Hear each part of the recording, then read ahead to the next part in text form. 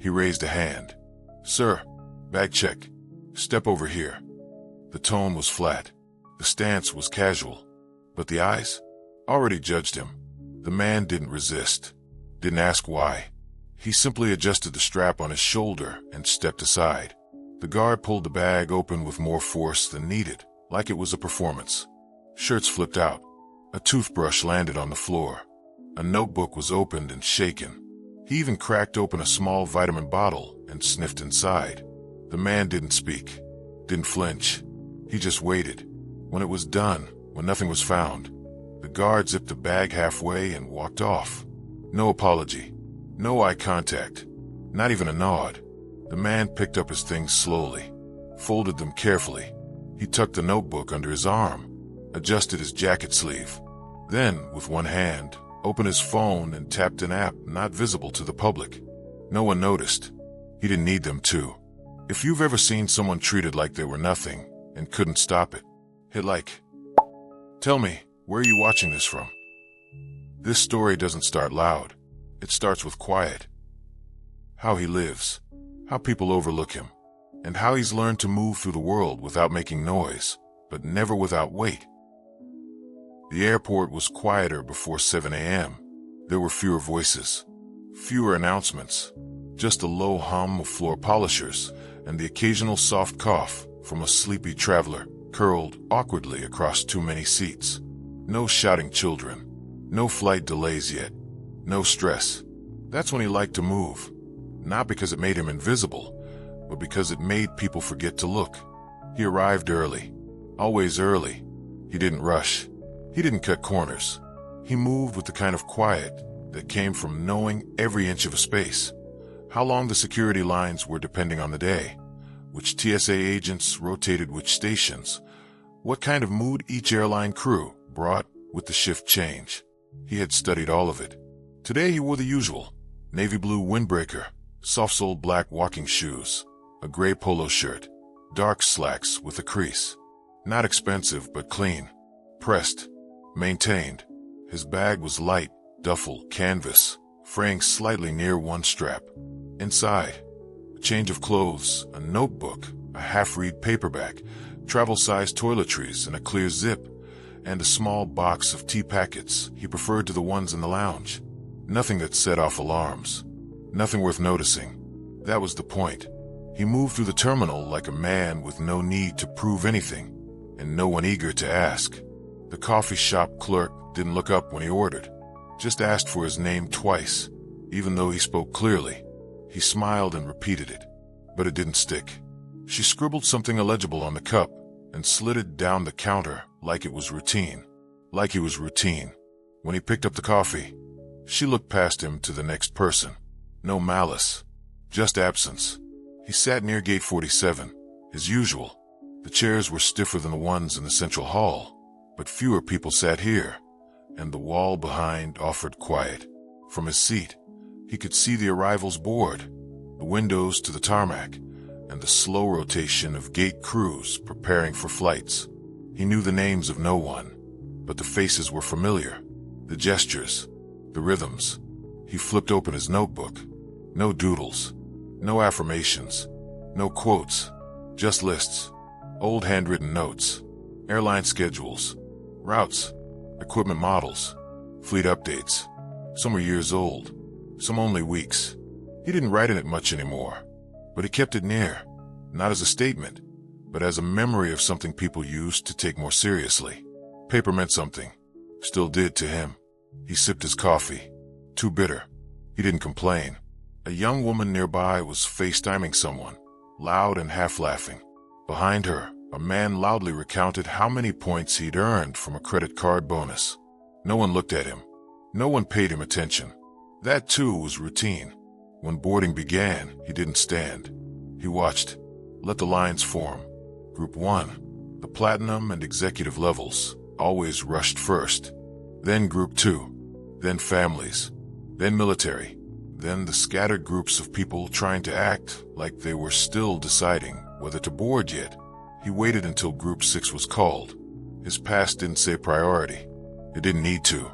He boarded with his bag over one shoulder, phone tucked away, Nothing in hand but the notebook. He nodded at the flight attendant, but didn't expect acknowledgement. He didn't get it. Seat 22A. Window. He didn't look out. There was a time when he had worn a suit through this same terminal. He used to sit in the airline's operations center, a soundproofed nerve room 2 floors above the terminal gates. Big screens, flight tracking, crew assignments, maintenance flags. He didn't wear a nameplate. He didn't need to.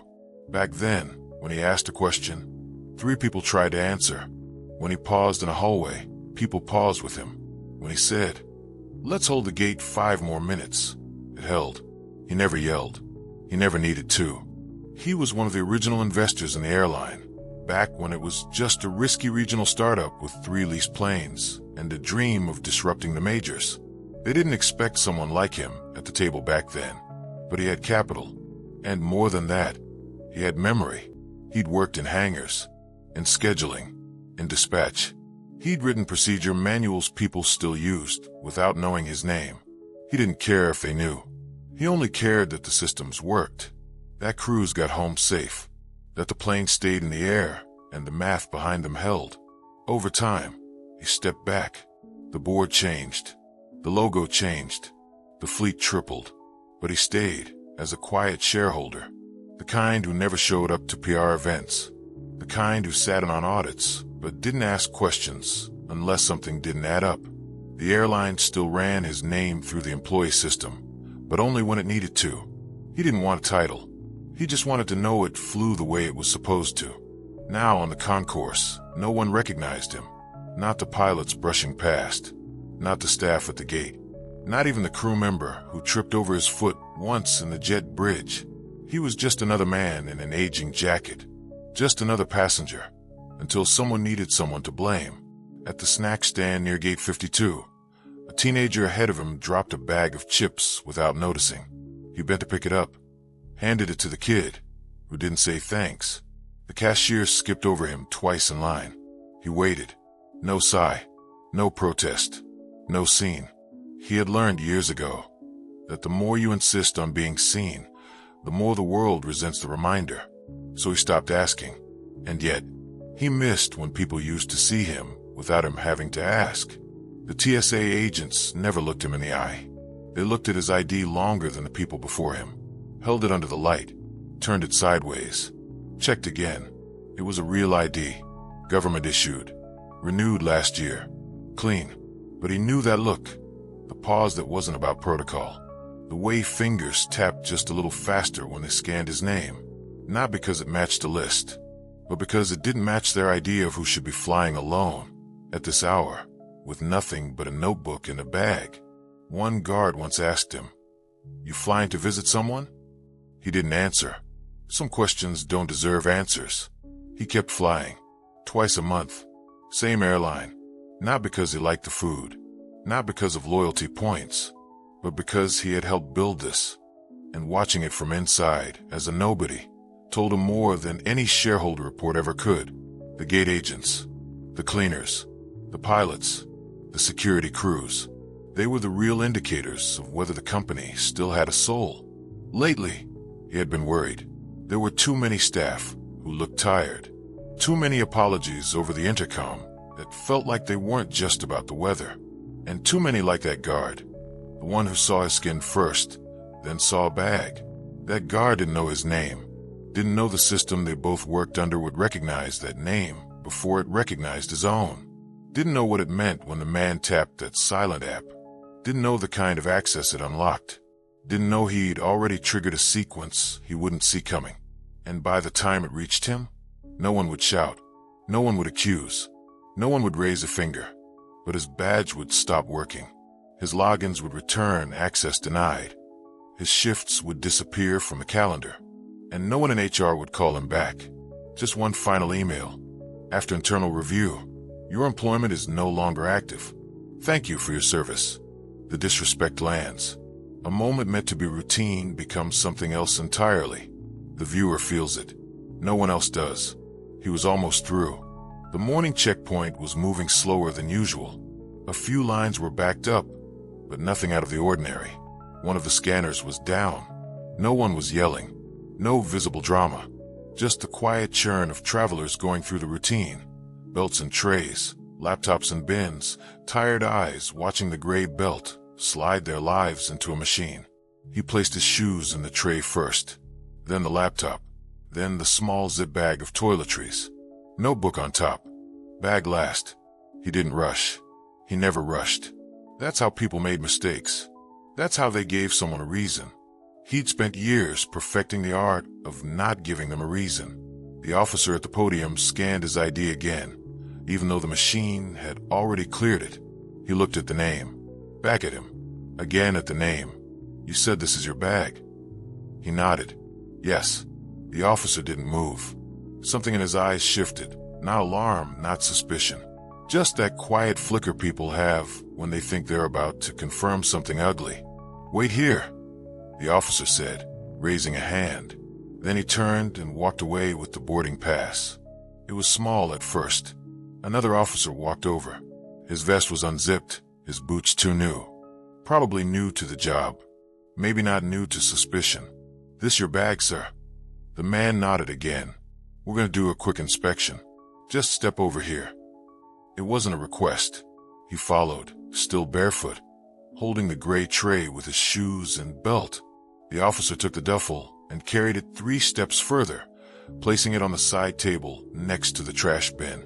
He set the tray down, said nothing. The officer started unzipping, not carefully.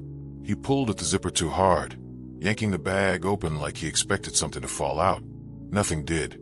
He flipped the flap back, exposing the neatly folded clothes.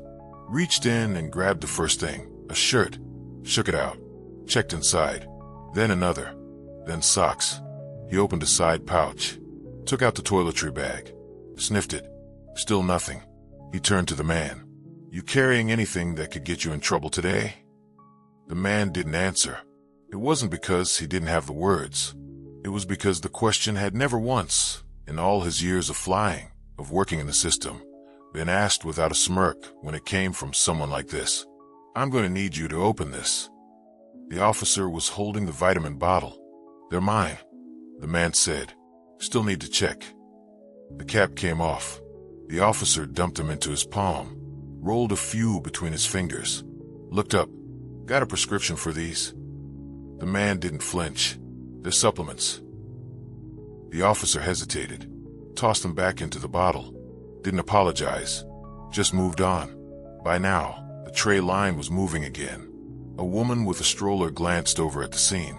Her eyes paused, then moved on.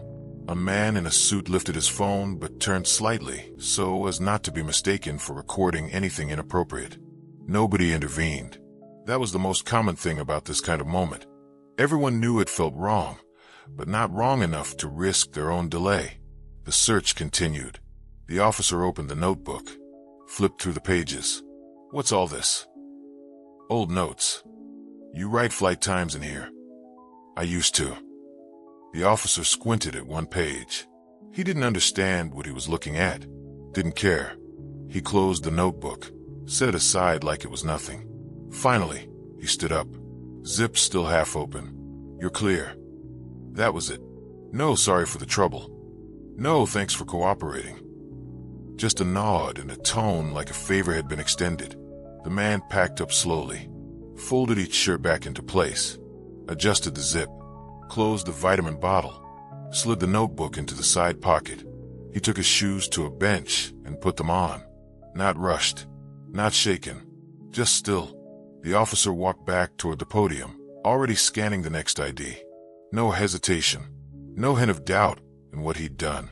In his mind, he had done his job. There had been a black man, traveling alone, with a bag. Something about the eyes, the calm, the quiet.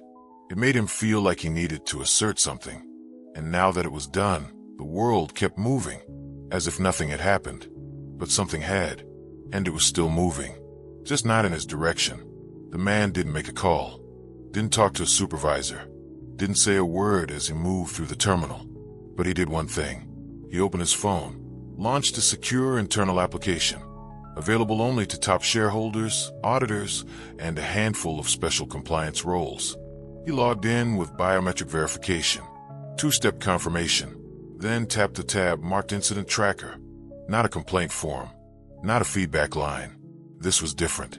This was the kind of system built inside the company, not for customers, not for optics, but for internal accountability. Quiet, unofficial, and very, very direct. He submitted a short entry. Time, location, officer's description. No adjectives, no opinion, just fact. Then, under Access Privileges, he selected Director Level Eyes Only and clicked Submit. That report didn't go to a call center. It went to the airline's private internal oversight queue, a system invisible to most, but deeply tied to employee records. And because his shareholder status was flagged Class A, it triggered an automatic review escalation. The officer wouldn't hear about it for days. Not until the credentialing system flagged him for revetting. Not until his badge failed at the terminal one morning. Not until the shift calendar updated and his name was missing. And when he called HR, the voice on the other end would say the same line. That's been moved to a restricted channel. We're not authorized to give details.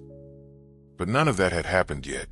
Right now, the officer had returned to his post, and the man he'd searched had disappeared down the terminal, like mist, like memory, like nothing had ever happened.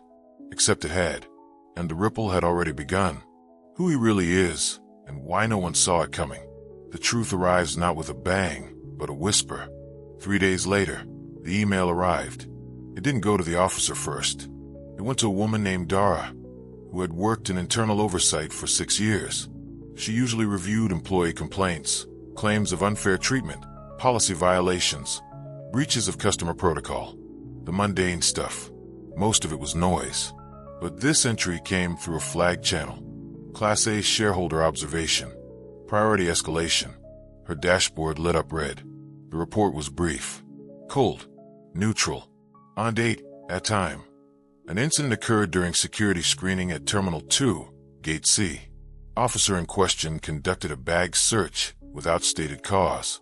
Behavior demonstrated a pattern of profiling. The individual being searched, reporting party. Name, redacted. Status, Class A shareholder, oversight member. Dara blinked. Read it again. She opened the name, and her stomach sank. She had seen it once before, during a review of early investor records when she was onboarding. The name wasn't in the public shareholder logs. It was locked, internally coded as silent influence. It meant this person doesn't appear on the surface, but when they speak, someone listens. Someone big. She opened the incident file. There was no footage. The camera above the checkpoint had been offline during that time block, but the gate logs confirmed the guard in charge of that line. T. Madsen, badge ID number 934228, 5 years on duty, previously stationed in a lower traffic zone. A few commendations for alertness. No prior incidents flagged. Until now. She clicked through to Madsen's file. Standard profile. Boring even. She picked up her phone and dialed the director over workplace conduct. He answered on the second ring. Hey, she said, voice low. I need you to pull badge 934,228 from active schedule until we get this sorted. He paused. Why? What happened? She didn't explain. She just said, you don't want this to be your blind spot. Trust me. Later that afternoon, at Terminal 2, Officer Madsen arrived for his shift. He tried to badge into the employee entrance. Nothing. He tried again. Still nothing. The gate didn't beep. Didn't reject him. It simply didn't respond. He stepped back, confused. Looked around. No supervisor in sight. Just 2 junior officers, both on their phones. He waved to get someone's attention. A woman walked over, scanning her own badge. Hey, I think mine's not working. She looked at him, glanced at his name tag, then shrugged. Happened to someone last week. Try the far side entrance. If that doesn't work, call access control. He walked to the other entrance. Same result. Called the number. Got voicemail. It wasn't panic yet. Just irritation. But something about the silence around the failure, the complete lack of response, felt heavier than a technical glitch. He called his direct supervisor. No answer. Then he texted. Madsen. Hey, something's up with my badge. Can you check? Delivered. Read. No reply. Across town, in a quiet corner of an office with tinted glass, a man was sitting at a long table, not speaking. He didn't need to. 3 other people sat with him. One from risk, one from compliance, one from legal. They were reviewing a printout. Not of the incident. Of the man himself. No resume. No formal bio. Just a record of shareholder activity, boardroom attendance, oversight sign-ins, and the notes scribbled long ago by a founding executive. Trusted. Quiet. Sees everything. There were only 3 people in the company with the full override key to internal accountability systems. 2 of them were in that room. The 3rd had filed the report. Back at the terminal, Matson sat in his car. He checked the shift app again. His name was gone. Not just off today's schedule. Gone from the system. He tried to log in to the employee portal. Access denied. Tried to check his pay stubs. Session expired. He called HR directly. Waited on hold. 23 minutes. Then the line cut off. When he called again, it went straight to voicemail. Now came the first cold drip of fear. Not anger. Not defensiveness. Just that realization that something was happening to him, and no one was telling him what, and that maybe, just maybe, it wasn't going to stop. In the cafe at the corporate tower, a young assistant leaned over to her manager and whispered, "Hey, do you know a guy named Matson? From the airport side." The manager looked up. "Why? I think someone just nuked his profile from OpsNet." The manager didn't ask why. He just leaned back, eyes calculating. "Don't touch it," he said. She nodded. Matson sent another message. This time, to a personal contact and security admin. They'd gone through onboarding together. "Matson, I think I got flagged or something. Can you check my clearance?" No reply, but the typing bubble appeared, then vanished. He stared at the screen, then opened his browser, typed the airline name, searched board members. He scrolled. Nothing familiar. He tried founders. Then investors. Still nothing. Then, on a whim, he searched the name that had appeared on the incident report. The name on the ID he'd stared at that day. The name that hadn't meant anything to him then. He searched it. And for a long moment, nothing came up. Then one result. A 2006 photo. Blurry. Cropped. A man in a suit. Shaking hands at a ribbon cutting for a regional airline launch. Same eyes. Same quiet posture. Same man. He stared, then leaned back in his seat. He remembered the notebook now. The way the man had picked it up slowly. The way he didn't flinch. The way he hadn't looked away once. The way it had felt off. Not scared. Not defiant. Just completely unaffected. Like none of this mattered to him. And now he knew why. It hadn't. Because the man had been above all of it. Not just figuratively. Literally. He had been at the top. And had chosen to walk among them silently. And Matson had searched him like he was nothing. The final email came that night. Subject line.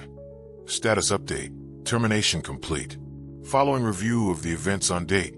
Your access has been permanently deactivated. No further employment action will be taken. This decision is final.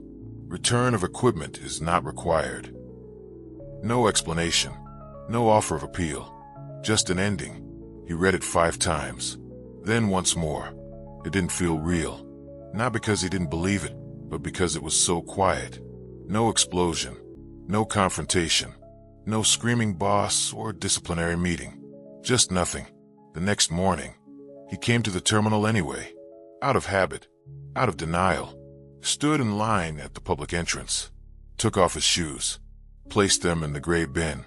The TSA officer looked at his ID longer than necessary. Held it under the light. Tilted it. Looked back at him. Then waved him through. For a second, he almost expected to be pulled aside. But they didn't. They didn't recognize him. No one did. And for the first time, he realized what it felt like. To be seen not just as unimportant, but as no one. Someone else saw what happened. Not loudly. Not bravely. But something in them shifted, and they stopped playing along. Her name was Naomi. She'd been with airport security for 8 years. Long enough to know how things worked, and how things were really handled. She wasn't high up. She wasn't new. Just steady, efficient, never late, never drew heat. She floated between checkpoints and gates, sometimes running ID stations, sometimes managing bag screenings, sometimes filling in when someone didn't show. That morning, she was rotating in when Mattson pulled the man aside. She didn't intervene. She wasn't assigned to that lane. Technically, it wasn't her place. She just watched. At first, nothing seemed off, until she saw how the man stood. Not defensive, not nervous, just composed. Too composed. She noticed how he let Mattson rummage through his things, how he didn't flinch when his clothes were yanked out or when the notebook was opened and flipped through without care.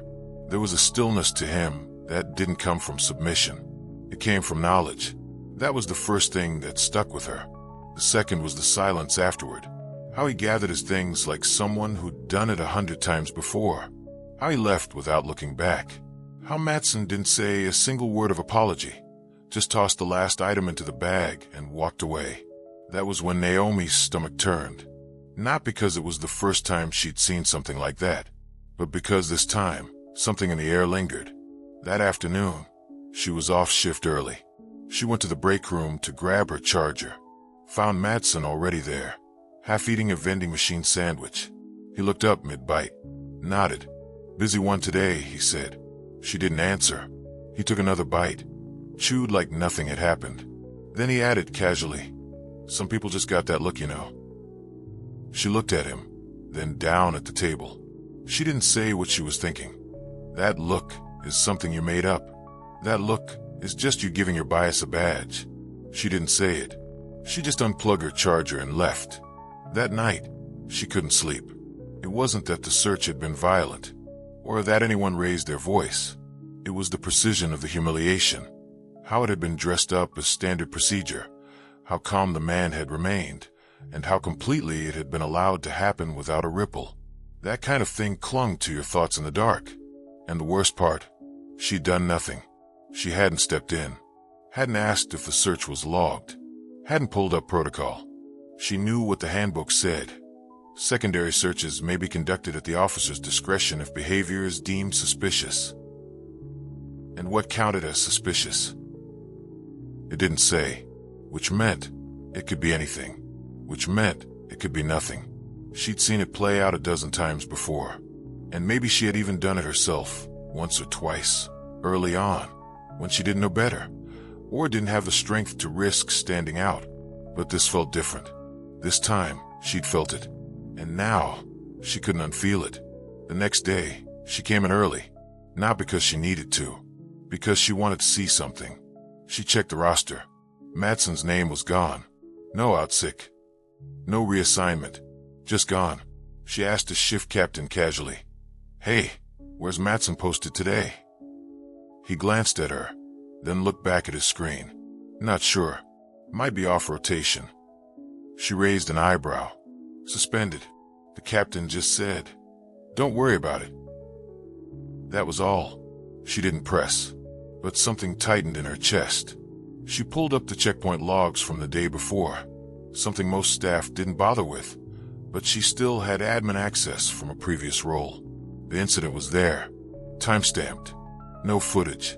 The notes just read, routine inspection, no violations. That was all. She stared at the words, wondered how many moments like that had been reduced to 6 cold words. Routine inspection, no violations. Nothing about how the man was treated. Nothing about the pause in the air afterward. Nothing about the quiet. And that, more than the action itself, was what made her feel sick. Because she knew how easy it would have been to be the one writing it. That afternoon, during lull time between boarding waves, she took a walk. Down the concourse, past the gates, past the kiosks, and the overpriced juice bar. She stopped at gate 47, sat in the corner seat by the window. It was empty, just sunlight and silence. She sat there for a long time. A few days later, something shifted. It wasn't big, it wasn't loud, but it was real. At her next checkpoint rotation, when a supervisor flagged a young black man for a random screening, she asked, without raising her voice, What was the trigger? The supervisor blinked. Huh, you said random. Was it scheduled? Was it system generated? The supervisor looked at the screen. I mean, he fit a flag profile. What profile? No answer. Just a shrug. She didn't block the search. Didn't yell. She just stood next to the man. Made eye contact. And when the search ended, she handed him his bag personally and said, "Sorry for the delay. Safe flight." It wasn't justice, but it was a break in the pattern. She started logging things differently after that. Started keeping her own quiet notes. Not official reports. Just moments. She wrote them by hand. Kept the notebook in her locker. No one knew. She wasn't trying to become anything. Not a whistleblower. Not a savior. She just couldn't pretend it hadn't happened. And something told her it would happen again. 1 week later, she got a strange email. No subject line. No sender listed. Just one line of text. "Thank you for your eyes." She read it twice, then deleted it, but not before copying the message down in her notebook. From that day on, she never worked checkpoint security the same way again.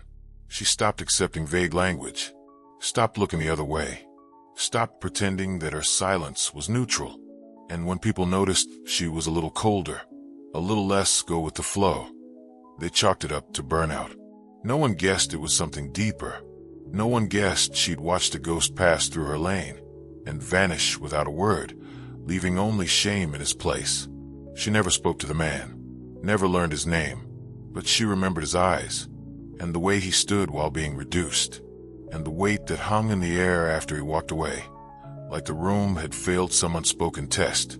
She remembered how Madsen had looked afterward, smug, like he'd won something, and how, within days, he had disappeared.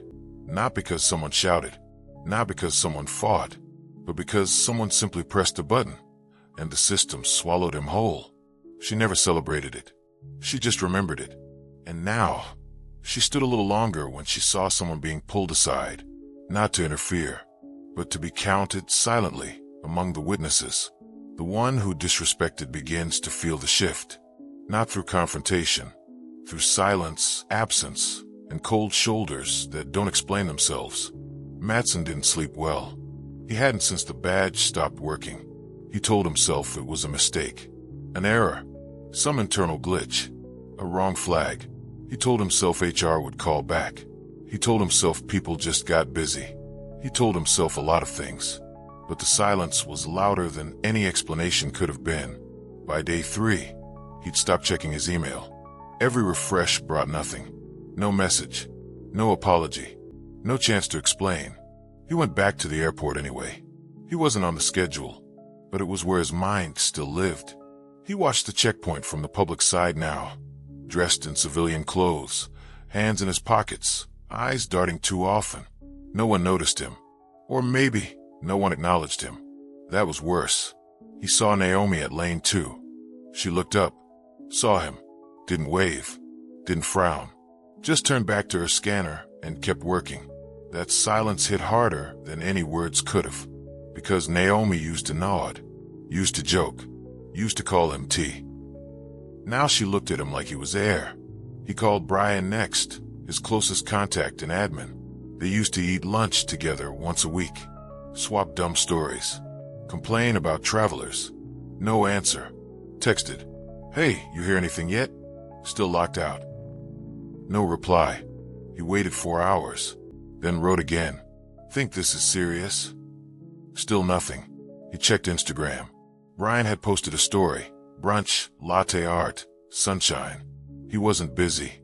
He just wasn't answering. Madsen started to feel it physically. That odd weight behind the sternum, like a seatbelt pulled tight across the chest. Even when you're not in a car. The sensation of not knowing what you're falling from. Only that you've already fallen. He called HR again, got the switchboard, said his name. The voice paused, then said, "Please hold." He waited 8 minutes. Then the call dropped. When he called back, voicemail. He wrote it off as coincidence, but it didn't feel like one. Not anymore. That night, he drank. Not a lot. Just enough to chase the edge off. He paced the kitchen, tried to remember exactly how that search had gone. Had he raised his voice? No. Had he said anything slurred? Maybe he'd been too rough with the bag. But it wasn't personal. It was policy. It was routine. Right? He tried to believe that. Tried to believe the man had been just another traveler. But he remembered the notebook now. And the face. And the silence. The kind of silence you didn't forget. The kind that didn't feel afraid. Or insulted. Just done. By the end of the week, his bank app notified him that the automatic deposit from payroll had been canceled. Not delayed. Canceled. He called the payroll line. Robot voice. Menu options. No live agent. He pressed for employment status. The voice said, "No active record found." He hung up, stared at the wall for a long time. Then, for the first time, he felt it, the collapse. It hadn't come in a crash. It had come in a slow, methodical pulling of threads, one by one, until nothing held. He tried to apply to another security position, private firm, downtown office tower. Filled out the form, wrote his references, got to the background check, then paused. There was a section asking, "Have you ever been terminated from a security position?" He hovered over the field. He could lie. He could omit. He didn't. He wrote, "Yes, under review." Click submit. 2 days later, the auto-reply came. "We appreciate your interest. At this time, we are pursuing other candidates." He applied somewhere else. Same result. Then again. And again. Until the browser history on his laptop was just rejection after rejection, each more generic than the last. He walked past the airport again. Didn't go in. Just stood outside, near the rideshare drop-off zone, watching people wheel their bags and check their phones. He looked at the badge gate. It blinked. Let someone else in. He felt invisible. And not in the way he used to feel important. He realized something then. He had never been the center. He had just been allowed near it. And now that access had been revoked, no one missed him. No one emailed. No one called to ask where he went. No one tried to say goodbye. The hardest part wasn't the job loss. It was the erasure. It was the feeling that he had been erased without ceremony. Not punished. Just removed. Like a sticky note peeled off a wall. Like a fingerprint wiped from a screen. He tried to vent once online. An old forum for security professionals. Anonymous usernames. Industry gossip. He made a post. "Anyone here ever been ghosted out of a position with no explanation?" One person replied, "Yeah, but usually that means you screwed up and don't know how deep." He didn't respond. He deleted the post. One night, he finally searched the name. The man. He hadn't looked it up fully before. He typed it into a business directory. Nothing. Tried LinkedIn. Nothing. Then found it. Hidden in an article from 10 years ago. A feature on aviation investors. Not even a full quote. Just a mention. A former operations lead. Now one of the airline's quietest, yet most influential shareholders. There was a photo. Same eyes. Same calm. And under the caption, "He preferred not to be interviewed. Let the work speak," he said. Matson closed the tab, stared at the screen, and whispered to no one, "I didn't know." But of course, that was the point. He wasn't supposed to know, because the kind of power that man held didn't need to warn. It didn't shout. It didn't fight back. It just disappeared you. The next day, Matson received one final envelope in the mail. No return address. Plain white. Inside a letter. Typed. No signature. Just this. "We do not issue public statements. We do not process appeals. We do not explain what has already been seen. What is gone will remain gone." No name. No letterhead. Just that. And at the bottom, printed lightly, barely there, badge 934228 archived. The disrespected doesn't fight back. Doesn't explain. He just stops doing one thing. And it's enough to start shifting the world around him. He didn't make a big choice. He didn't write a letter. Didn't pull funding. Didn't schedule a meeting. The world had taught him that power didn't need to be loud to be absolute. And dignity, real dignity, didn't require an audience. What he did was simpler than that. He changed his seat. For 12 years, he had flown in the back, coach, window seat, always the same airline, Always the same routine. Seat 22A or 17D. He did it deliberately. To stay near the people. To hear the staff. To watch the way things ran. Not from a boardroom, but from boarding. He'd once told a junior investor long ago, if you can't sit in the product you built without being noticed, you don't understand what it really is. And he believed that. But this time, when he booked his next flight, he clicked a different box. Not economy, not exit row. He selected first. It wasn't out of ego. It was about withdrawal. He no longer wanted to be seen without being known. He no longer wanted to overhear what people assumed about him. He no longer wanted to carry the weight of watching the quiet failures of a system he'd helped build from the back row. So he moved. Not up, not forward, just away. When he arrived at the airport, things felt the same at first. The terminal still hummed. The announcements still rolled out with their digital chirps. The overpriced coffee still burned his tongue a little, but something in him was quieter than usual. Not cold, just finished. He no longer glanced at the security staff, no longer nodded politely when someone brushed past him in line. He just moved straight, efficient, low. The boarding pass on his phone now had a small gold logo.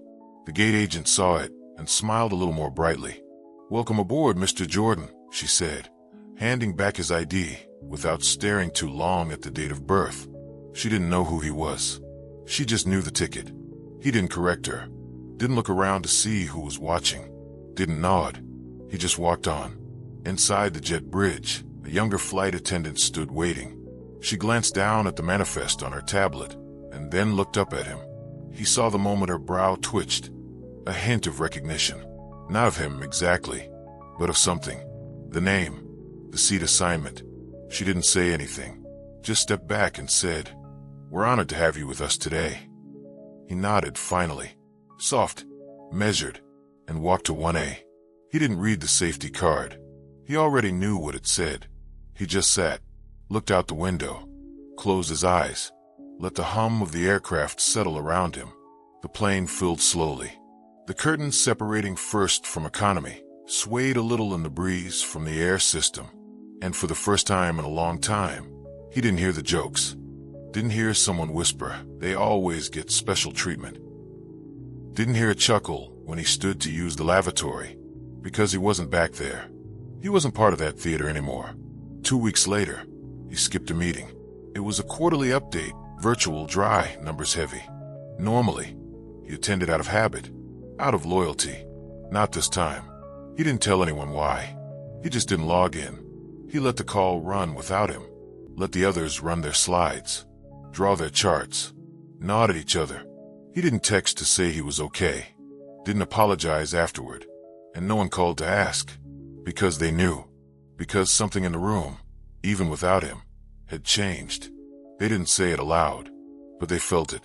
And that quiet, the absence of the one man who used to just sit in silence at the corner of the screen, never interrupting, never objecting, just watching.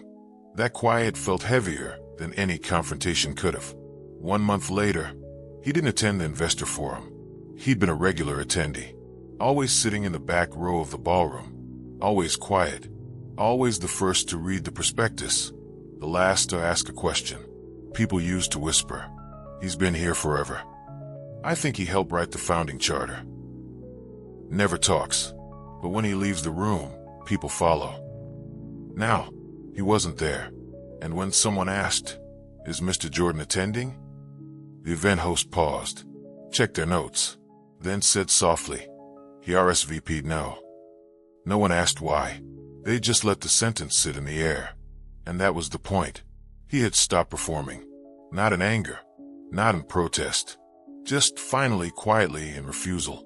Refusal to lend his presence to a system that used it to appear more human, more grounded, more aware. He had once believed in proximity, that being close to the front lines meant accountability. But now he saw what distance protected, and he was done pretending his presence was enough. In the operations center, a senior logistics manager noticed a drop in interdepartmental feedback. Wasn't he the one who flagged the vendor contracts last time? Yeah, but I haven't seen his name pop up on anything lately. No one said it was bad, but everyone felt the absence. Not like a crisis, more like an engine losing one small, crucial part, the kind no one knew existed until it wasn't there to keep the noise down. In an HR review months later, someone asked, "Has he reached out?" A compliance officer just shook their head. "No, but he sees everything. If he's quiet, it's not because he's gone." They sat in silence. Back on another flight, the same flight attendant from before saw him again. She didn't greet him with the same brightness. She just stepped aside and said, "Welcome back." He nodded once, took his seat, didn't speak. At the gate, a new hire, young, eager, turned to a coworker. "Who is that guy? He's flown with us 3 times this month." The coworker hesitated, then whispered, "I don't know, but I heard he used to be someone big." The new hire frowned. "Used to be." The coworker shrugged. "He doesn't say much anymore, just sits up front." And that too was a decision. Not to be seen. Not even as a warning. Just as an absence. The kind that leaves a hole no one admits to. But everyone builds around. He still flew. Still read. Still observed. But he no longer left notes. No longer submitted small corrections. No longer reminded staff to fix protocol inconsistencies. He stopped holding the system's hand. He let it stand or stumble without him. And slowly, things began to fray. Not dramatically, just little slips, little silences, a shift schedule error that no one caught, a miscommunication between maintenance and ground crew that delayed a flight by 3 hours, a hiring freeze that no one questioned because the one person who might have asked wasn't asking anymore. And that too was the point. Sometimes all it takes to begin an unraveling is for someone who held the stitch to stop holding it. The system doesn't fall. It shifts. The ones in power begin to feel something missing. Not an attack, but an absence. They ask questions, but no one answers. They make decisions, but they don't land. And slowly, they realize someone is gone. The meetings got quieter. Not empty, just off. People still showed up. Still shared charts. Still clicked through their decks. But something about the rhythm had changed. There were more silences between slides. Fewer follow-up questions. More polite nods and fewer real debates. In the beginning, no one could name it. But everyone felt it. Marla, the VP of Risk Strategy, noticed first. She was sharp, young for the role, had fought tooth and nail for every inch of credibility. People listened to her, but they hadn't always. And she remembered when, a year ago, during a debate on restructuring the boarding groups, he had said just one sentence. "Before you move passengers, ask if you've moved pressure off the crew." No one had challenged it, because it was perfect. And it had shut down 3 competing proposals, not by force, but by making them irrelevant. Now, in this week's call, when someone suggested a new algorithm for boarding efficiency, Marla waited for that voice. That soft, measured interruption that never raised itself, but somehow always felt heavier than anything else in the room. It didn't come. So the proposal moved forward. And no one really believed in it. Over in ops planning, Ravi noticed something different. The shift scheduling system had begun misfiring, assigning crews across overlapping rotations, mismatching gate and cabin teams. Minor stuff, but it created chaos down the line. Ravi sent a bug report. Waited. No response. In the past, before he even flagged the issue, it had often been caught. He used to get internal messages that said, simply, "Check Gate 12 and Gate 36, same team conflict." No name, just a heads up. Quiet help. Now, silence. He even typed an internal joke in a Slack channel once, paging the ghost in the machine. "Did you retire?" No one replied, not even with a laugh emoji. And that was when he realized the ghost was real, and he was gone. In the HR corridor, Angela was writing a new onboarding packet when she paused. She was formatting the core value section, the part everyone skimmed, but that still had to sound sincere. She used to draw on a note someone had once left in an old draft of the company manual. The note read, "Words mean nothing if behavior contradicts them. Say less. Show more. It wasn't signed, but she kept it, copied it into a sticky note on her screen, even built it into the core of their training sessions. She always assumed the man had written it. Now, she was revising the manual again, and when she looked at that note, it felt heavier, because the words were still true, but the man who lived them wasn't watching anymore. And suddenly, they didn't feel like company values. They felt like a warning. At gate 47, the same corner seat remained empty. The crew didn't notice at first, but the agent named Sam eventually asked, "Anyone seen the guy with the notebook lately?" Another agent shrugged. The older one? "Yeah, I thought he worked for the board." "Maybe." Sam frowned. "I used to see him every other week." He stopped flying. Sam shook his head. "No, I saw his name on the manifest last week. First class now." "Oh," the other agent said. Then they both went quiet. In a strategy sync call 2 weeks later, someone raised a concern about declining staff retention in mid-tier roles. They asked for suggestions. No one had any. Someone joked, "We need that one guy back. The one who used to just know what was off." Everyone smiled politely, but no one laughed, and no one said his name. Even the CEO, Robert Fairchild, noticed. He had never spoken to the man directly. Not really. They'd been in the same room, yes. Shook hands once, maybe twice. But Jordan never dominated.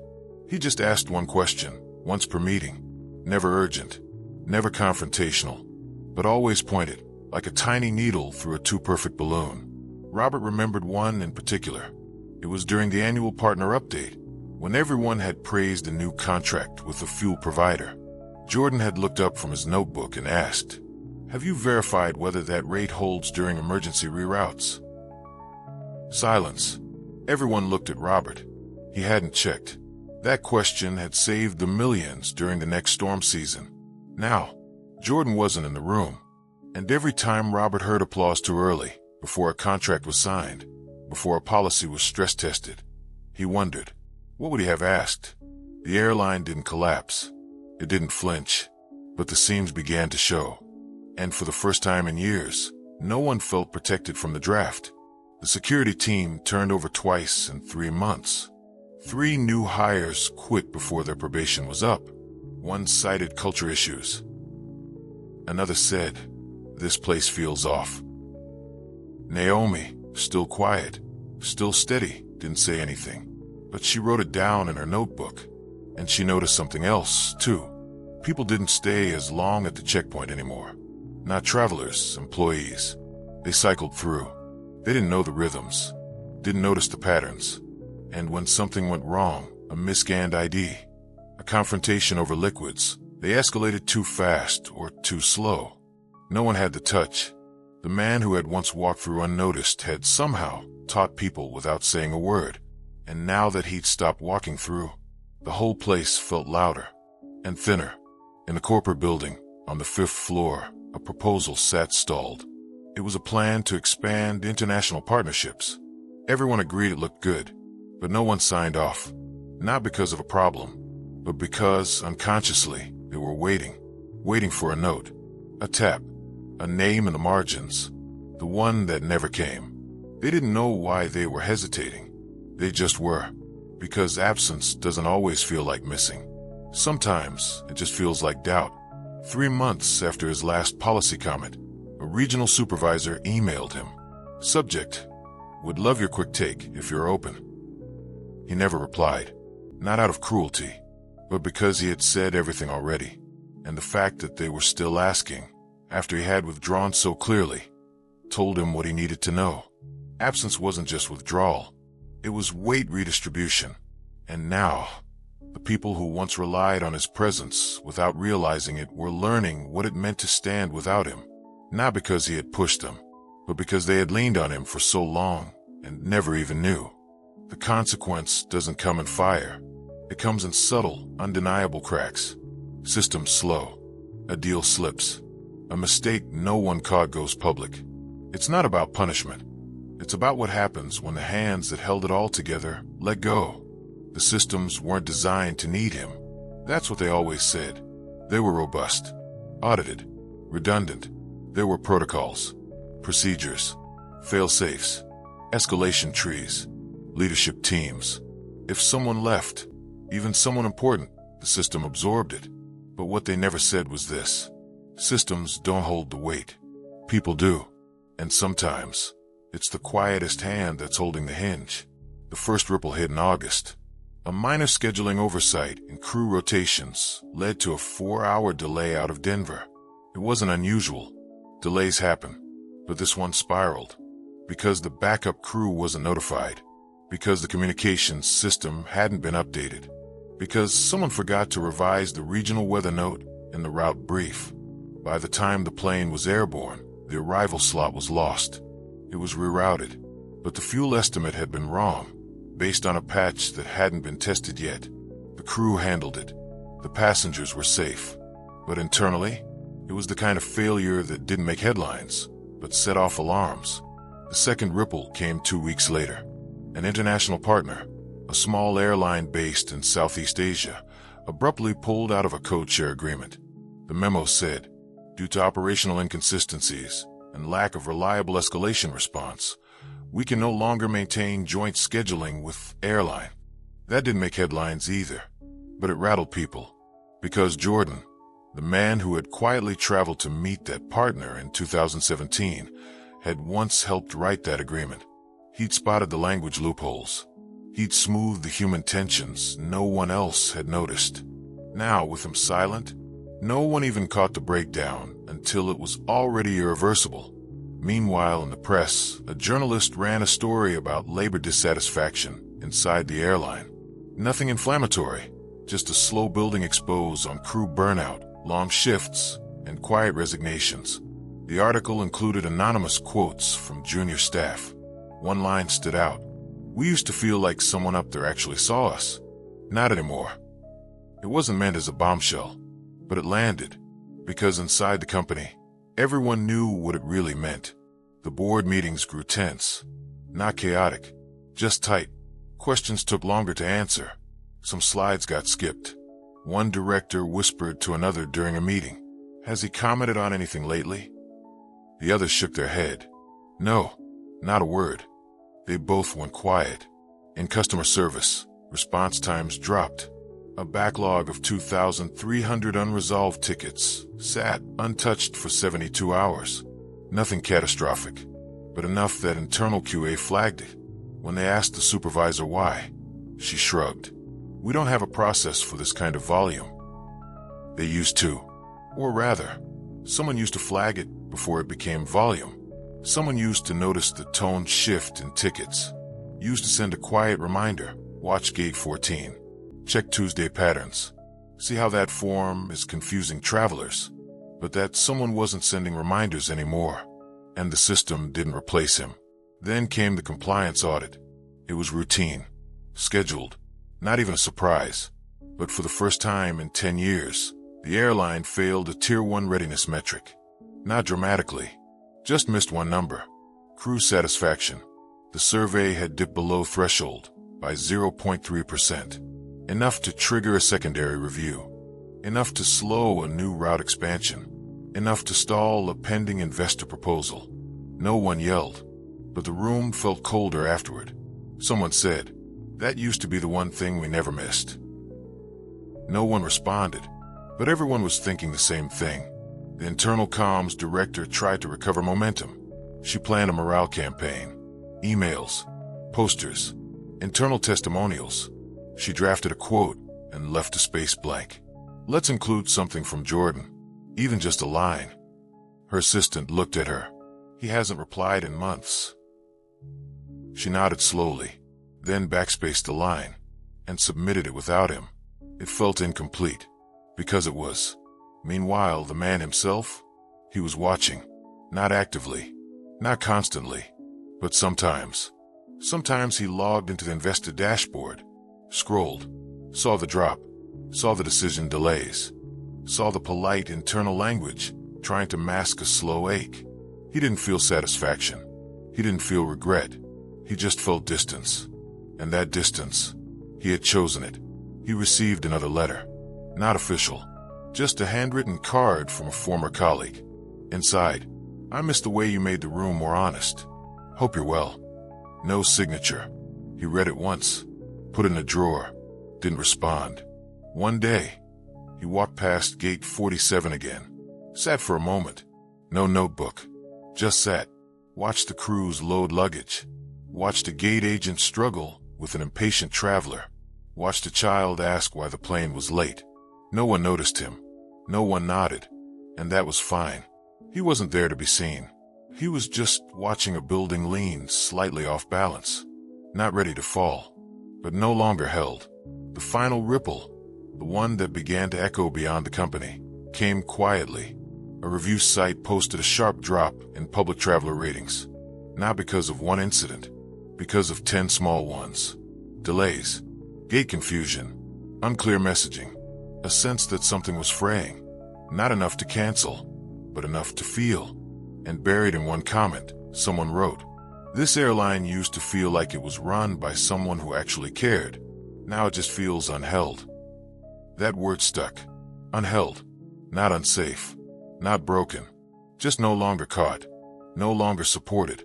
No longer anchored. Inside the company, people whispered more. Met in hallways. Avoided eye contact. Felt the temperature shift.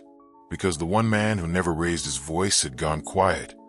And his quiet was louder than any memo could be. The world continues. But something in its rhythm has changed. He doesn't return. He doesn't correct. He doesn't explain. He just sits still. And this time, it's not quiet because no one sees him. It's quiet because they do.